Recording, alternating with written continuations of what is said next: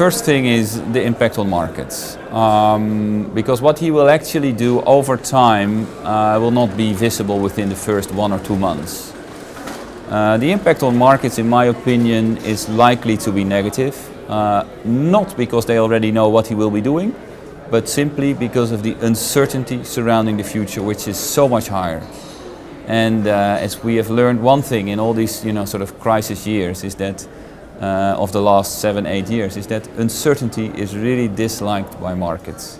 And one of the key factors which will then be clouded with uncertainty is the future, the degree of independence that the US Fed will still have.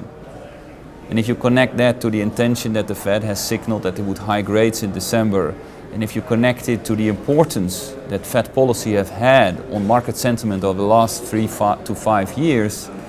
that is really a crucial factor. So I do think that this shadow of uncertainty will weigh on markets immediately after the elections.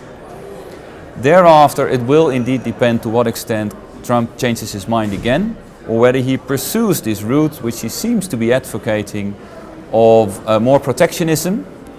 and much more intolerance, let's say, the openness of the US labor markets. If that is the route he's going to take, potentially also impacting the limiting the degree of freedom that the Fed still have, I think you have 3 important negatives for the growth outlook for the US economy.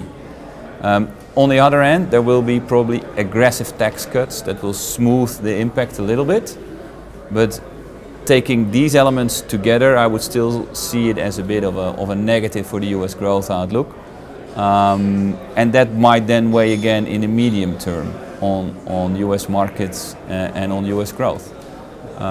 But that we'll have to wait and see until we really have visibility on his actual policy steps.